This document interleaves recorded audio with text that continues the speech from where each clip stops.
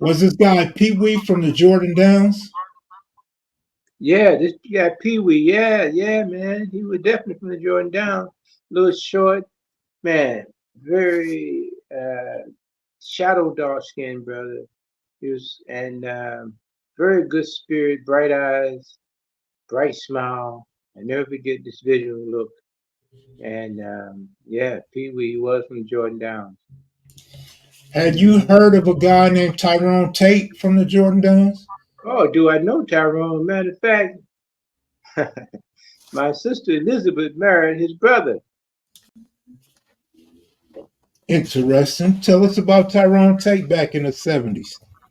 Well, I think he came to my class once. Not only him, but Tookie Williams. Tookie. You heard of Tookie Williams, right? Absolutely, the West Side Crips co-founder. Right. Well, I understand. I didn't know that he was who he was, but I understand he attended some of my classes. Yes, sir. And the You Tate family, who didn't know the Tate family? Man, my mother and my brothers, them, they moved to the Jordan Down projects before they moved to 85th Street. They grew up when they first moved from Lancaster, where my sister Flo-Jo used to chase rabbits, it's documented, jackrabbits, and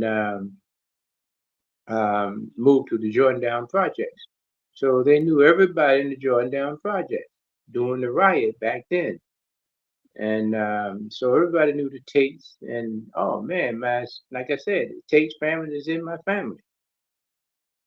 Hmm. So, did you know the Pygmies? Alfred The Trotter? Pygmies, Yeah. oh man, that's a legend, yes sir. Tell me about them. Well, the Pygmies was a big family, and like I said, when I came out there in 1972, my family had moved out of the projects, but I would go into the projects and felt very comfortable because my brothers would introduce me to and would talk to them, and they knew everybody there. I didn't live in the projects with them, but they grew up in the projects. Okay, when they left the projects, like I said, they moved to 85th Street, then from 85th Street to Beach Street in the Bishop territory. So, but they lived in the projects for the most part after they left Lancaster, the desert. Okay, so all I hear my brother talking about the pygmies, the pygmies, the pygmies. And my brother Joe used to sell ice cream. He was a businessman. He used to have my mother to take him over to Southgate and buy boxes of ice cream and bring them home. And he will make a mock up and sell ice cream to the pygmies, the Tates, and everybody. And that was his hustle. Matter of fact, he today is a businessman now. I spoke to him earlier today. So yeah, the pygmies are a legend, man.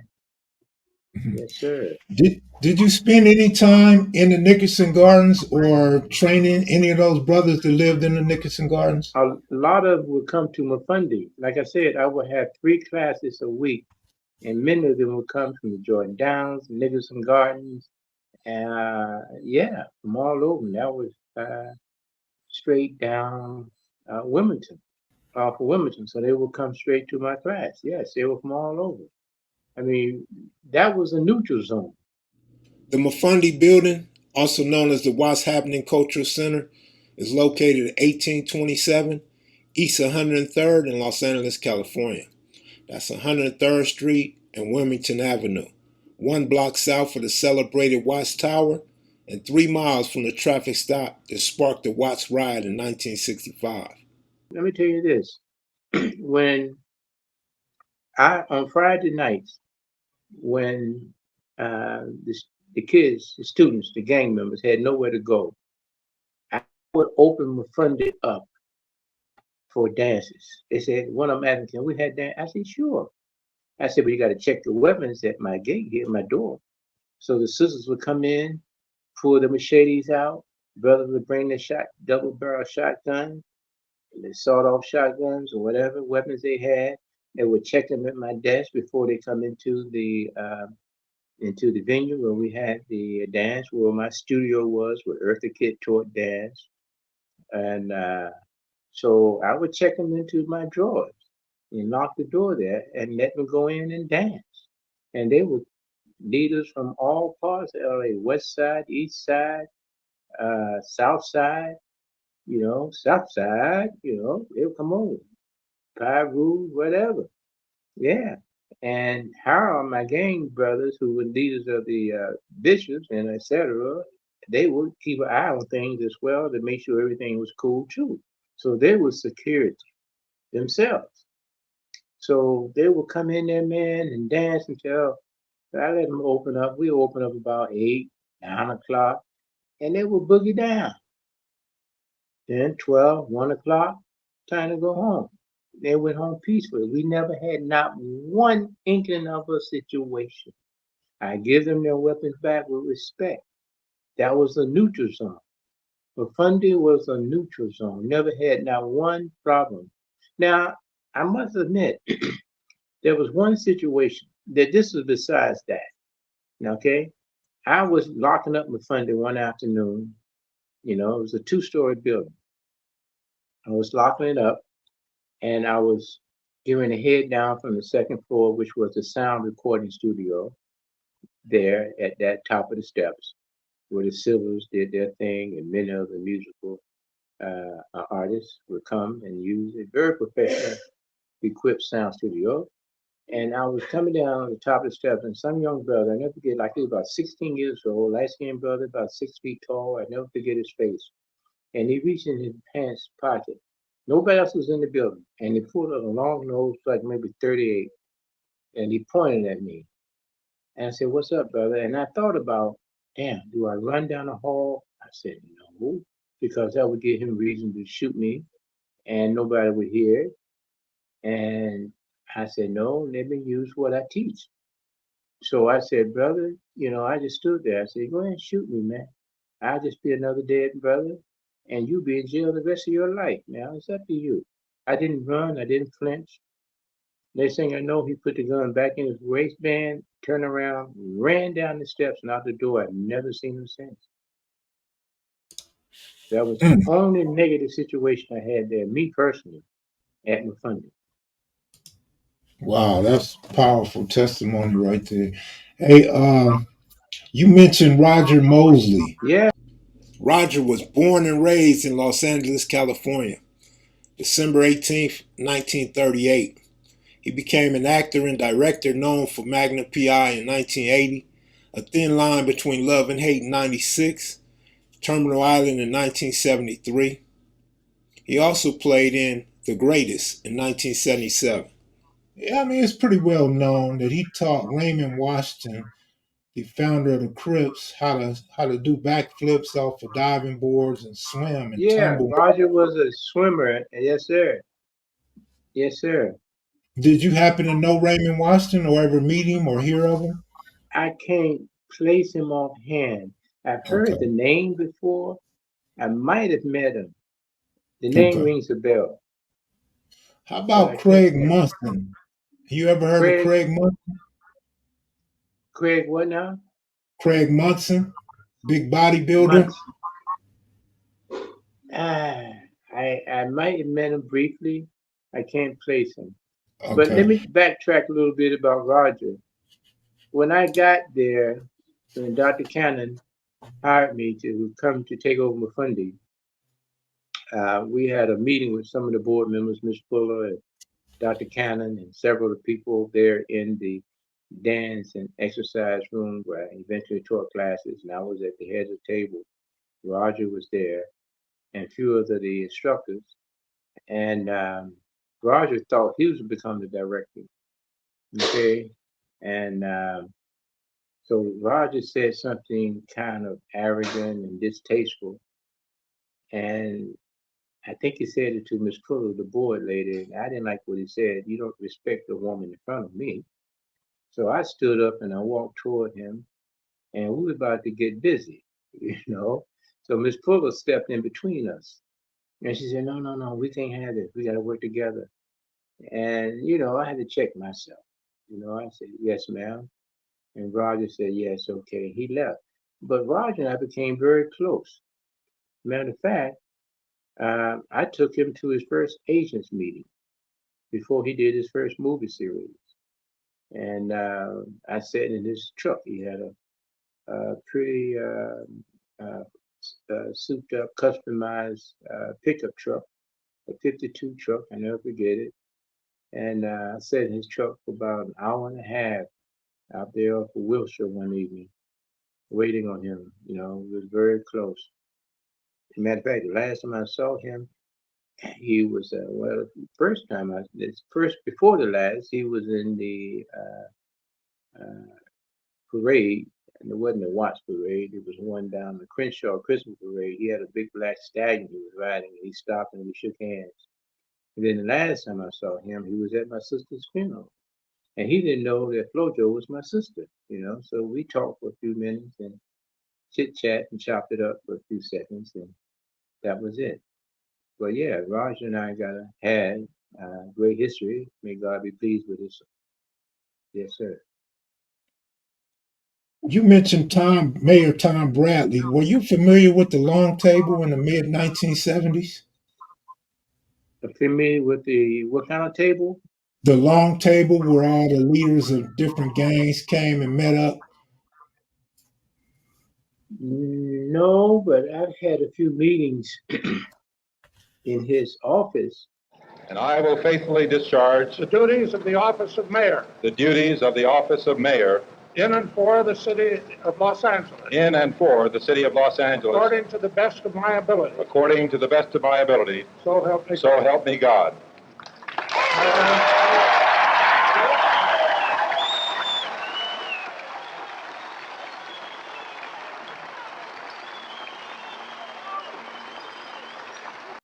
With the board meeting, and again, he said something. This tape, I had to stand up again and represent, because I was sitting on the floor. I said, "Wait a minute, you don't, you know, talk like that about this, about this program." And he piped down. Yeah, I had to let him know that, man, if you don't speak up and stand for something, you'll fall for anything.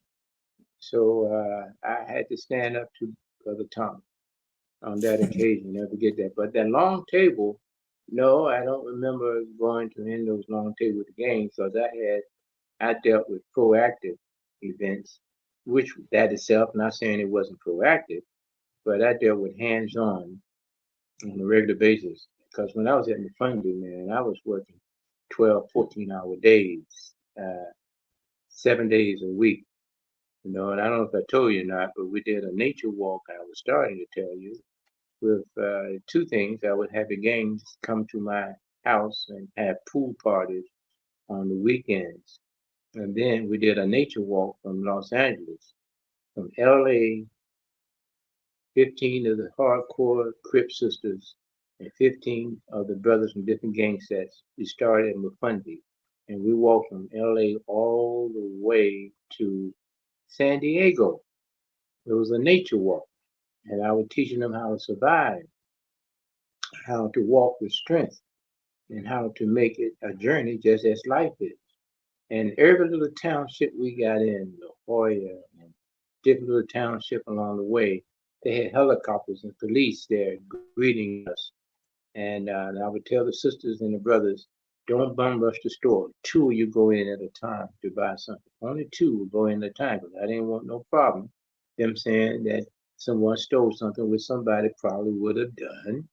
But only two will go in at a time. And I wanted to keep it peaceful. And the police was always stopped. I would be there on the front line and tell them, say, hey, it's just a nature walk. It's God's earth. What's the problem? There's, oh, no, we just want to make sure y'all safe. Yeah, right. So they were able to see in these lagoons, these yachts, and these mansions that I didn't know that existed, that how these people are living, man, they blew their mind. I said, yeah, this is how they're living, y'all, you know. And, of course, they got us trained to live in boxes and you acting like, because you live in the best study done. You keep people certain conditions, then they will act in certain conditions, killing, hating, fighting, destroying themselves. Psychologically, that does damage. Studies been done with rats and other animals to see the byproduct of the actions, reactions of people and animals.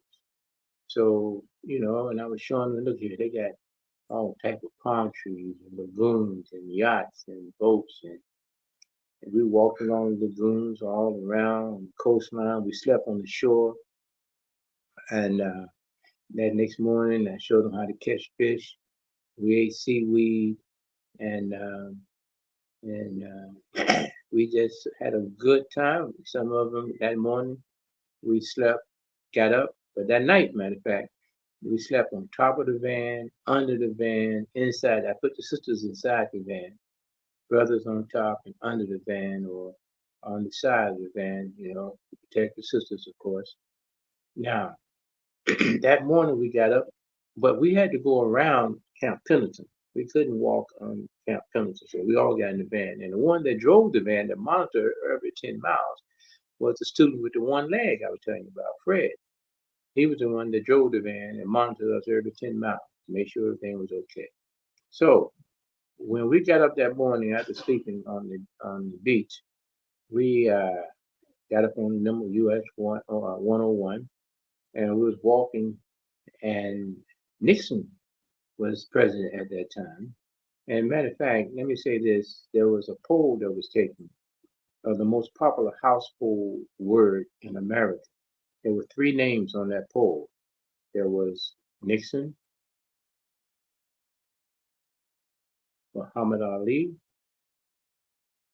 and Bruce Lee. And Ali was coming back in the fight game then. Nixon had the Watergate case going on, and Bruce Lee. Of course, all these movies. Of course, Bruce Lee became the most popular household word in America. So that's one of the reasons, in my theory, we can talk about that later, why he was assassinated, because he was bringing in a lot of Eastern medicine thoughts, philosophies that was against, contrary to the AMA, the American Medical Association. Now, as we were saying, when we got up that morning walking along the highway coast, man, do you know, as we were walking up the hill, we could see San Clemente, where Nixon's house was on the top of the hill to our left and the water to our right. 15 sisters was in front, stepping, man. They had sandals and moccasins on and slippers, stepping like soldiers. The brothers in the back complaining about chaffing. Man, my feet hurt. And I said, man, look at these ladies, man. Again, that goes to show you that the power of the woman, man. As I was telling you earlier, never underestimate the power of our women. They are still the backbone of our community. So, anyway, to a great extent, I must say, and can bear witness to that on many levels, in many fronts. So I was telling the brother, they about, man, 50 yards back. So there was a 1955 black Ford coming down the hill, and it was coming toward the off shoulder where the sisters were walking. The sisters were the first to pick up rocks. I mean, they were picking up boulders ready to hit that car, bombarded, man.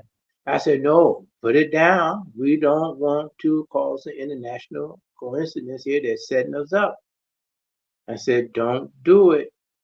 They're waiting for us to do something, because we have been so peaceful so far. So I said, but hold them in your hand, though. So they held them. And then the car got back on the road and went on down the road. We never saw it since. Never saw it since. But that could have been a provocateur to provoke us to react. Again, we got to be careful at this day and time on what we do, when we do, and how we do what we do.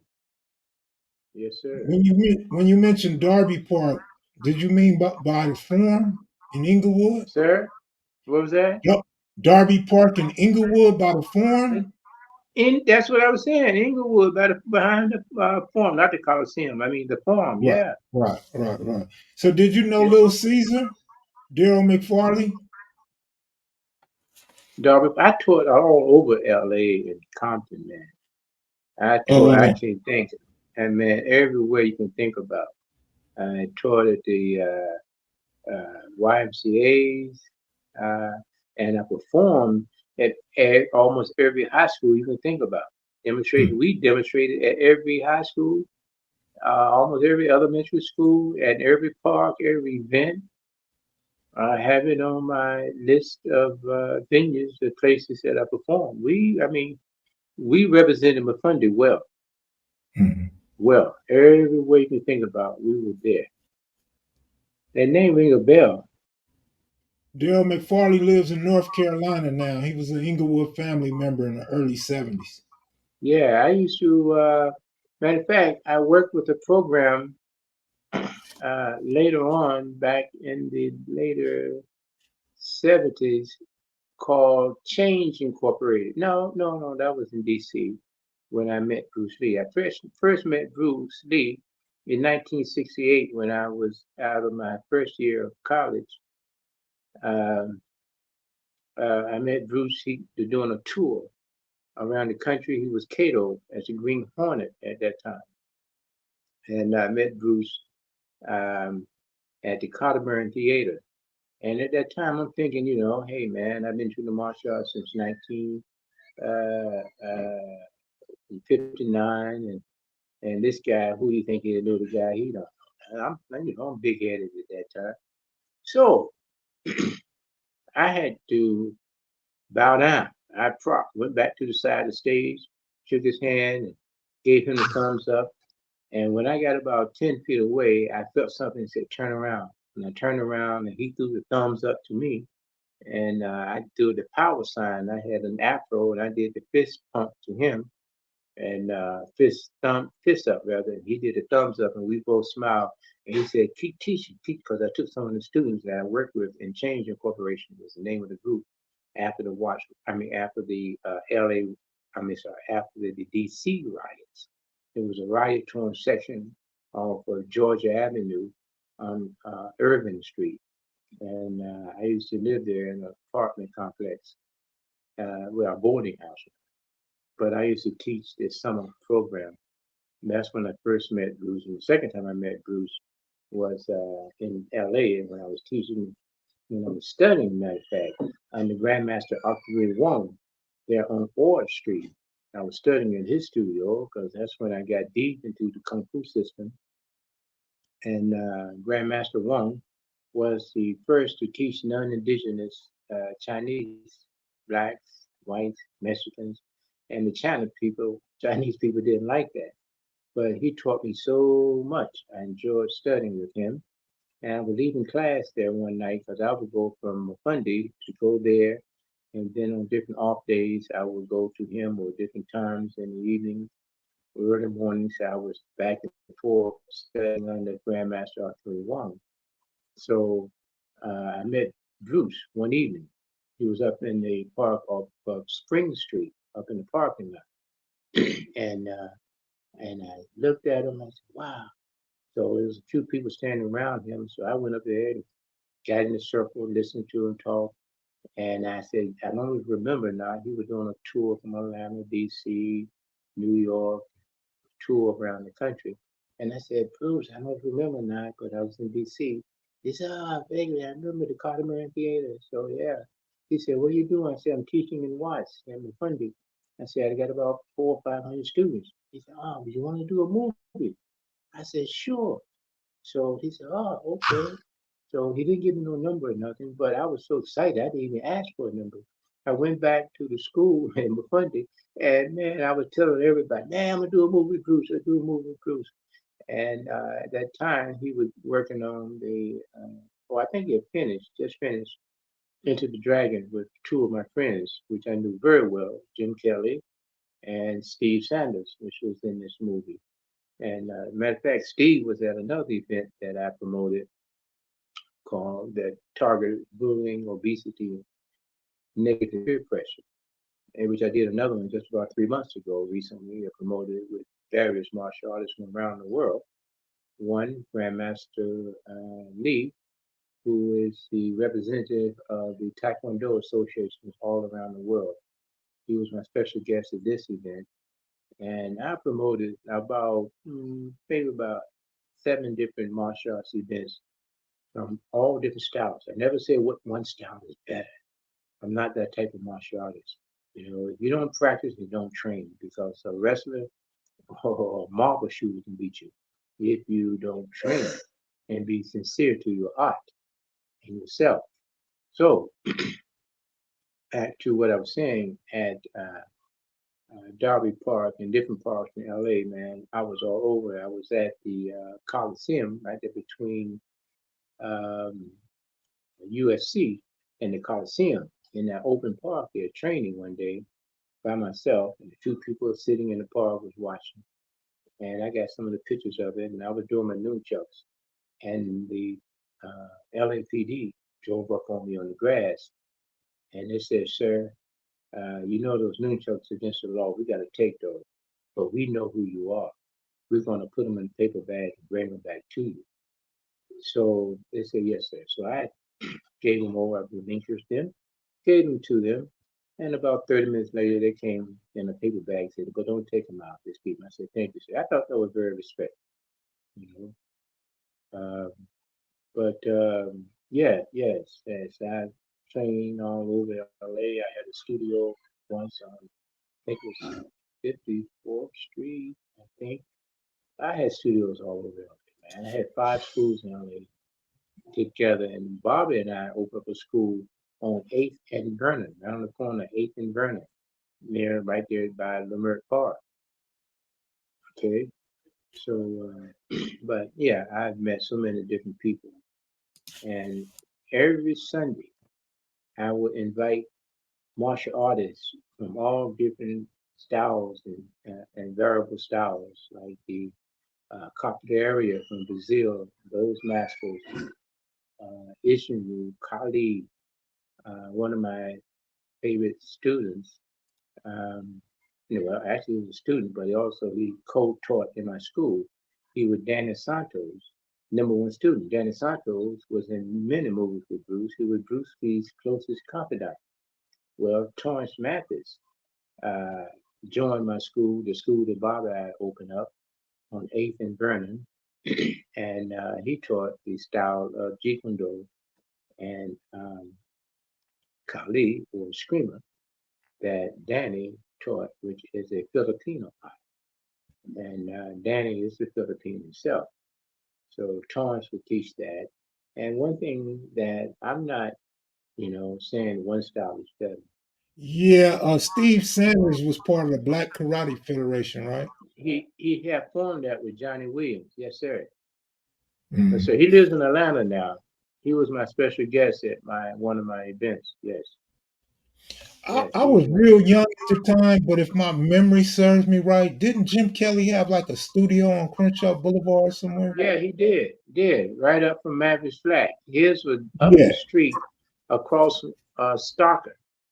Okay, on the other side from Steve's school studio. Yes, and I used to pass back because I lived in that neighborhood at one time. I lived up Well, at one point I lived up off of Stalker and Kenway, right across from. Back then, this was 1971 when after I left my mother's house and got into Fundy. I lived across the street from Earth, Wind, and Fire, and next door with Johnny Cochran.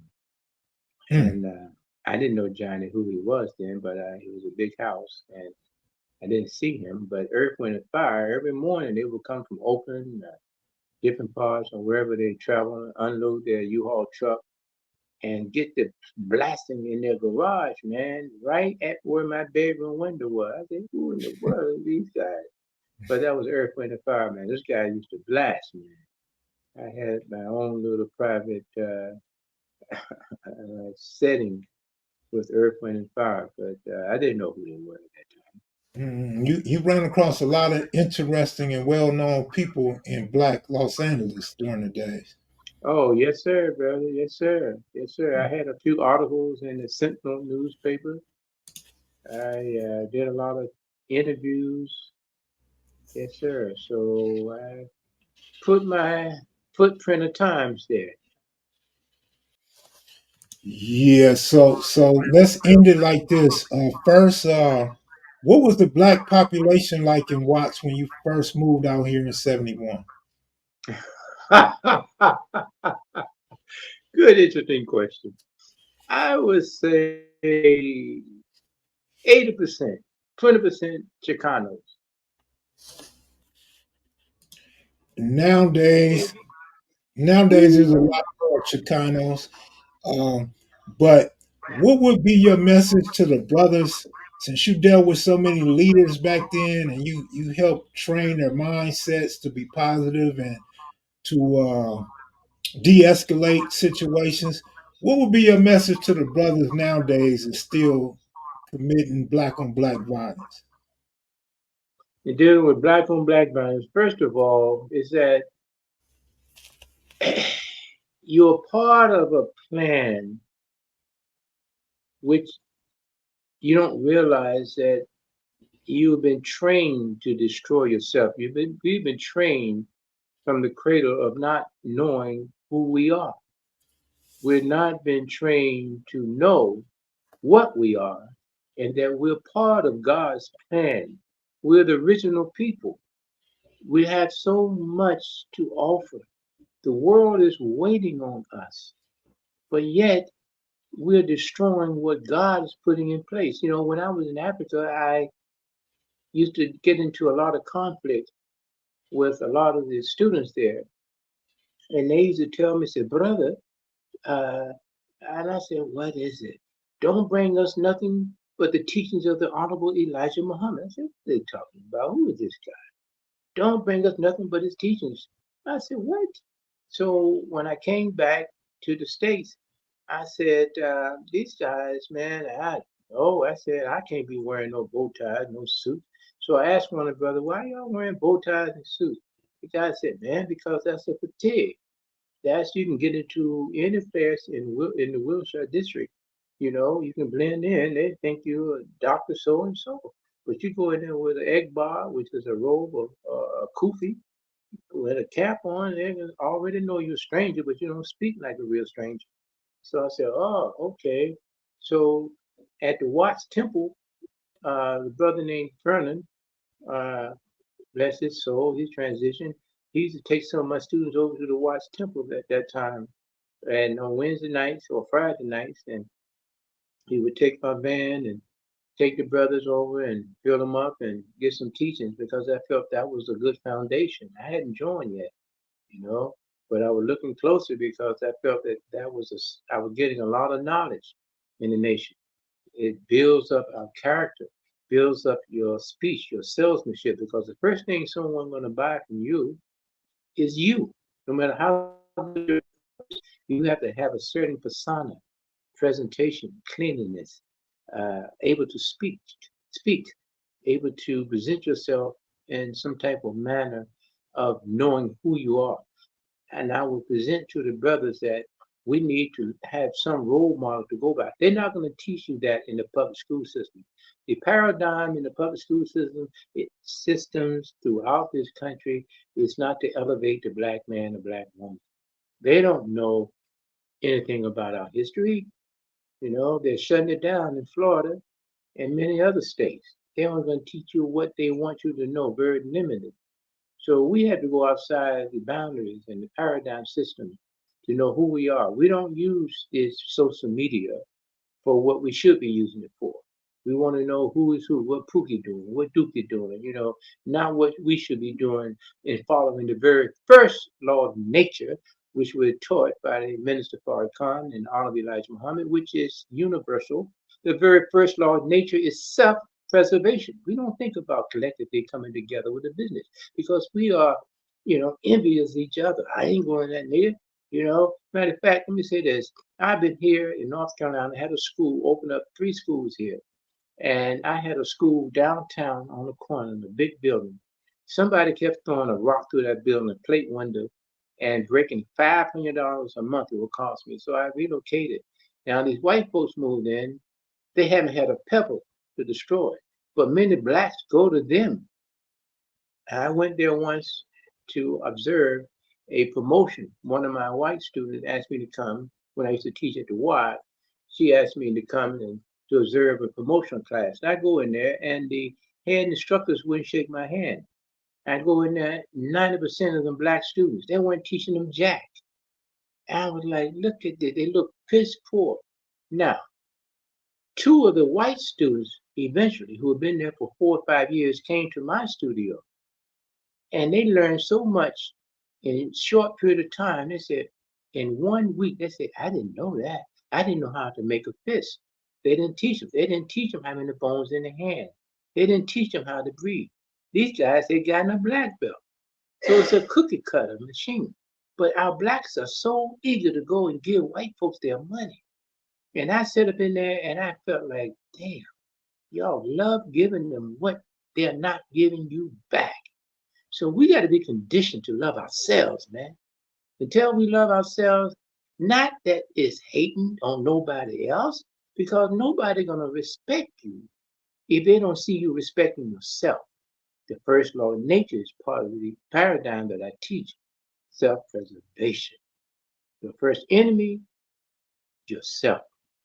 So until we put those in the equation of development and our brothers learn, because when I was at the program, I worked with the youth gang services, where we went out throughout the LA basin and all the sectors in town.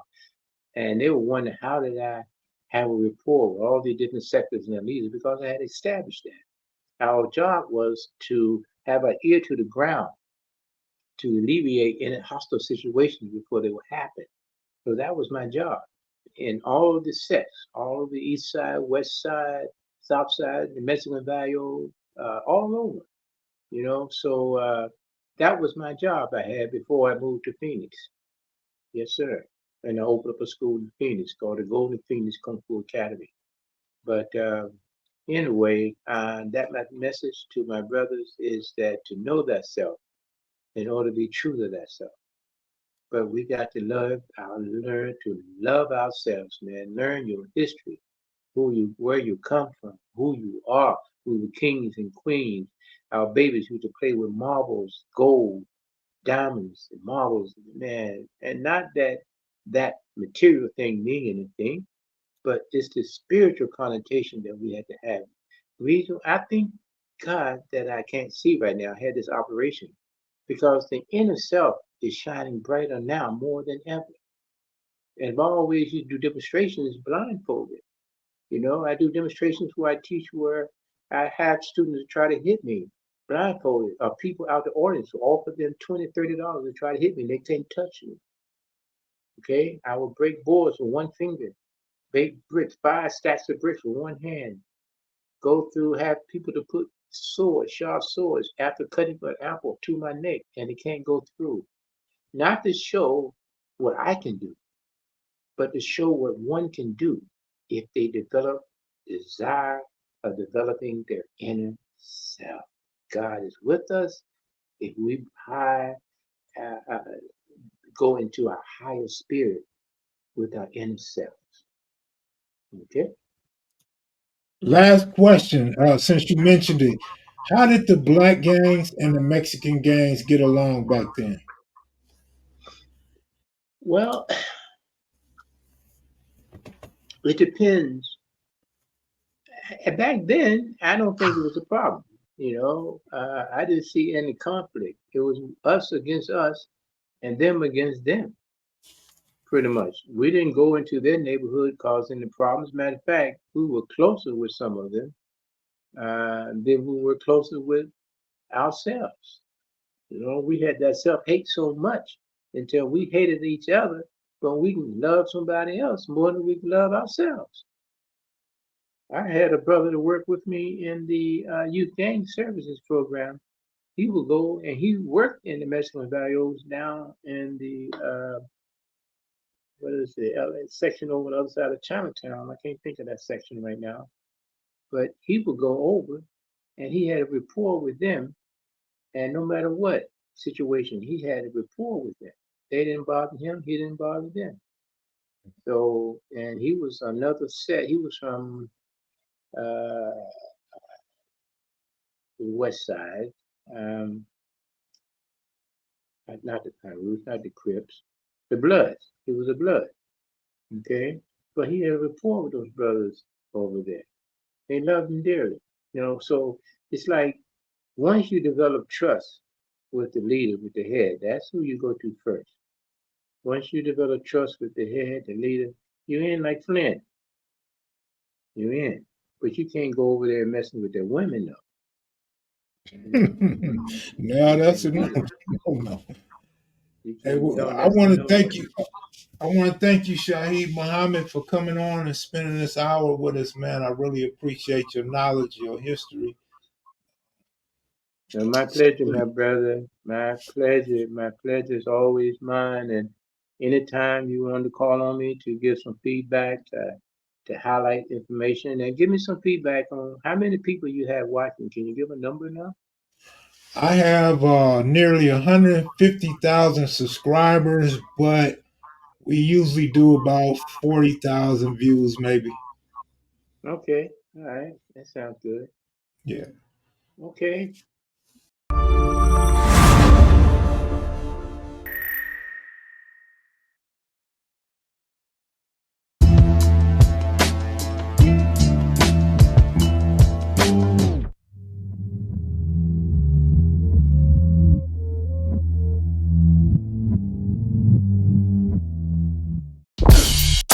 This is Los Angeles.